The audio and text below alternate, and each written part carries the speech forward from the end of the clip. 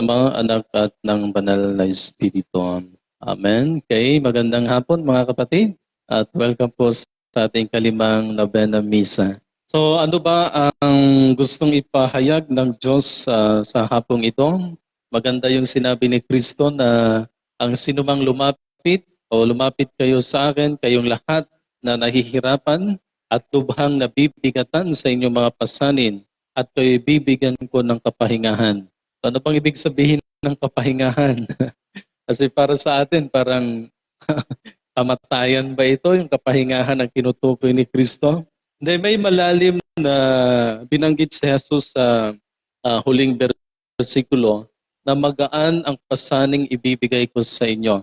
Nang ibig sabihin, kung tayo'y patuloy na nasa Diyos, lumapit sa Diyos, kung tayo'y nagpailalim sa Diyos, ayun, gumagaan yung mga pinagdaanan natin. Kumbaga yung kaluluwa natin, pag sinasabing kaluluwa, kabuuan, yung pag-iisip, yung damdamin natin ay napalagay ng maayos.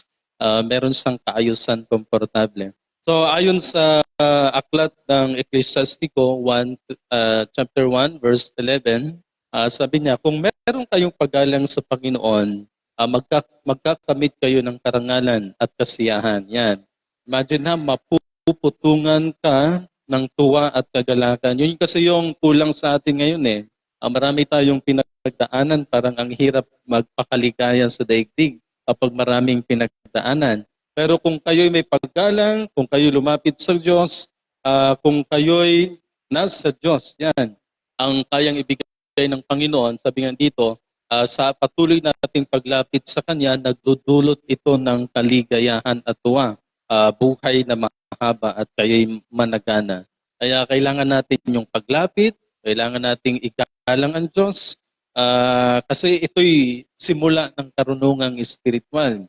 Anong ibig sabihin ng simula ng karunungang espiritual? Sa panahon na sumasa iyo ang karunungan ng Diyos, parang komportable ka na. Kahit kaunti lang ang biyaya, komportable ka na. Kaysa wala sa iyong karunungan ng Diyos, walang pera, nako, ang bigat ng pakiramdam.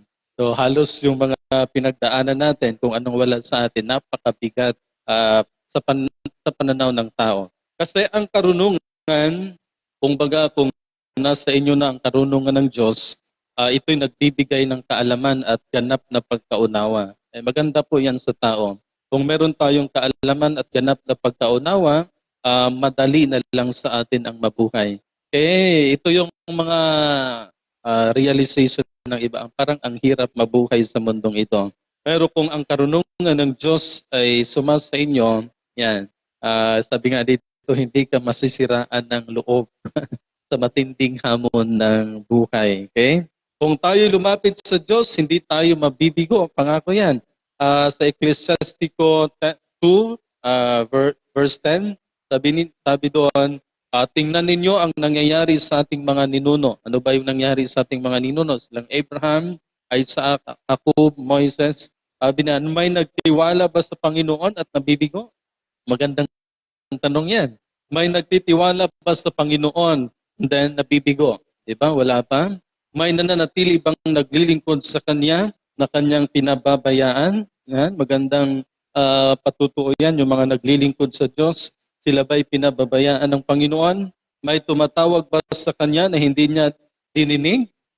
Diba? Oo, maraming mga dumadalahin sa Diyos pero hindi dininig. Ano bang ibig sabihin yan? Kasi hindi tayo totoo sa ating mga kahilingan kaya hindi dininig ng Panginoon. Alam ng Diyos yung puso natin, yung isip natin, alam ng Panginoon yan. Kaya kapag totoo ang yung paglapit sa Kanya, napakabilis yan pakinggan ng Panginoon. Kailangan nating magpakatutuong humarap sa Diyos. Okay? Isa pa sa binanggit dito ng Ecclesiastico, dapat magpakadalubhasa tayo sa buhay upang makamtan natin ang karunungan, yung karunungan ng buhay. Kaya kung gusto mong kapahingahan, yung kaluluwa natin ay yung pagkatao natin ay mapalagay ng maayos, komportable sa daigdig na ito, dapat magpakadalubhasa tayo. Ano una, yung karunungan, mahalaga yan eh. Kasi ang karunungan ang parabagang nag-direct sa buhay ng tao kung anong dapat gawin at naiisip niya kung anong pinaka-the best, ng pinakamaganda. Kaya ito pa ang binanggit niya. Dalawa ang maaaring kahinatnan ng tao. So take note, dalawa ang maaaring kahinatnan ng tao, ang mabubuhay o mamamatay. So ang iyong mapili, ang sa mong patutunguhan. Gusto nating mabuhay, pero anong ginagawa natin? Para daw tayo mga the living dead human being. Bakit daw para tayo mga patay na buhay? Meron bang ganon? Para tayong patay na mga buhay. Kasi hindi natin naisabuhay o hindi natin nakamit yung mga mahalaga, yung mga characteristic ng pagiging isang human being. Yan. Parang nakalimutan na natin yung pagiging tao. So ano bang ginagawa natin? Lumagpas na tayo eh. So kung may paggalang ka sa Panginoon, kung ikaw ay sumasampalataya, dapat ito ang gagawin mo. Ayan. Magandang advice ito. Magpakadalubhasa ka sa mga kautusan ng Diyos at makakamtan mo ang buhay at karunungan. Pangalawa, dudulutan ka niya ng kaalaman na parang isang masarap na pagkain at inumin. Yan. Naramdaman niyo ba yung ganon sa daigdig na ito? Na parang masarap na pagkain at inumin ang nararamdaman natin. Lalayuan kayo ng karunungan kung tayo'y mapagmataas. Yan. Hindi papasok ang karunungan sa isipan ng tao kung lagi tayong nagsisinungaling. Yan. So, iwasan pala natin yung pagsisinungaling dahil lalayuan tayo ng karunungan at kapahamakan. Yan nga, kamatayan. Kung gusto mo talaga ng buhay, yan, alamin mo yung mga bagay na nagdudulot ng kaligayahan o karunungan. So, madalas nananahan ang karunungan sa mga taong nagpakababa sa daigdig na ito. Kaya ang pinaka-recommendation sa ating gospel upang maramdaman natin itong kapahingahan na sinabi ni Kristo na pati yung kaluluwa natin ay komportable, dapat nagpasakop tayo sa Diyos. Piliin mo ang Diyos. Yan. Kung sino lang kasi pinipili natin.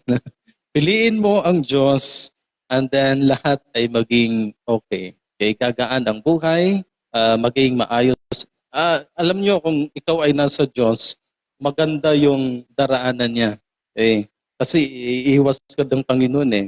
Kung tayo ay nagtitiwala sa pamamaraan ng Diyos, isa pa yan. Minsan kasi yung pagtingin natin sa pamamaraan ng Diyos ay pangit, parang hindi maganda. Akala natin parang pinabayaan tayo ng Panginoon kasi wala tayong biyaya. Parang pinabayaan ako ng Diyos. Hindi nga, kung wala kang kayamanan ngayon, safe ka eh. Kasi yung mga taong mayaman, naligaw sa landas ng Panginoon. Kaya kung kayo'y tama lang ang biyaya, hindi kayo pinabayaan ng Diyos. Sinisecure lang ng Panginoon na hindi kayo maligaw sa daigdig na ito. Kasi ang mundo ay bitag. Maraming bitag sa mundo eh. Maraming mga lumihis, umalis sa Diyos dahil mas maganda ang daigdig kaysa Panginoon. Okay? Kung tayo nagtitiwala sa Diyos, sumunod sa Diyos, yan, masumpungan natin ang tunay na buhay at totoong buhay. Kaya piliin natin ang Diyos. Kung tayo nagpasakop sa Kanya, yan, masumpungan natin yung kapahingahan, magaan na pamumuhay. Kaya pinakamaganda ay dapat magpasakop sa Diyos. Yan natin maramdaman yung buhay na kasiya-siya na tinutukoy ng Panginoon. Kasi ang mundo, yan, pasasayahin ka lang and then ang kapalit sa daigdig ay pababagsakin ka. Yan. Pagagandahin ka ngayon, kasunod niyan kung makadaigdig ka, pababagsakin ka. Kasi marami wasyon sa mundo na nagpapahirap sa tao. Pero kung ang pananaw natin ay maka-Diyos naman, sumusunod tayo sa pamantayan ng Diyos, kung tayo nagpakadalubhasa sa mga karunungang maka-Diyos, yun, mas pinipili nating maging simple. Di ba? Yun yung mga dalubhasa eh. Yung mga expert, namuhay sila ng simple. Yung mga bagay na mabigat, pinapagaan nila. Yun yung mga expert. Kung ano man ang komplikado sa mundo, talagang tinitingnan nila ng maayos. Paano mabuhay, anong dapat gawin, ano ang kalooban ng Diyos. So yan, mga kapatid. Kaya kung tayo nasa Diyos, nagpailalim sa Diyos, sumunod sa Diyos, yan. Maramdaman ninyo itong sinabi ni Kristo na bibigyan ko kayo ng kapahingahan. Hindi mabigat ang ibibigay ng Diyos sa tao, yung mga pinagdaanan natin. So naway maintindihan natin, okay, na sa panahon natin ay hindi pa totally control ng Diyos dahil hindi pa naging ganap ang lahat ng bagay. Kumbaga hinayaan pa ng Panginoon ang makadaigdig na pamamaraan. Kaya kung sino yung matatag, siya ang nagwawagi. Kung sino yung matibay ang paninindigan, siya yung tumatagal sa daigdig na ito. Nangako ang Diyos na siya ay sumasa atin. Papatnubayan tayo ng Panginoon. So laging makinig, laging humiling, at laging humingi ng patnubay sa Diyos para makamtan natin yung kapahingahan. Amen. Sa pangalan ng ating Diyos, Ama, Anak at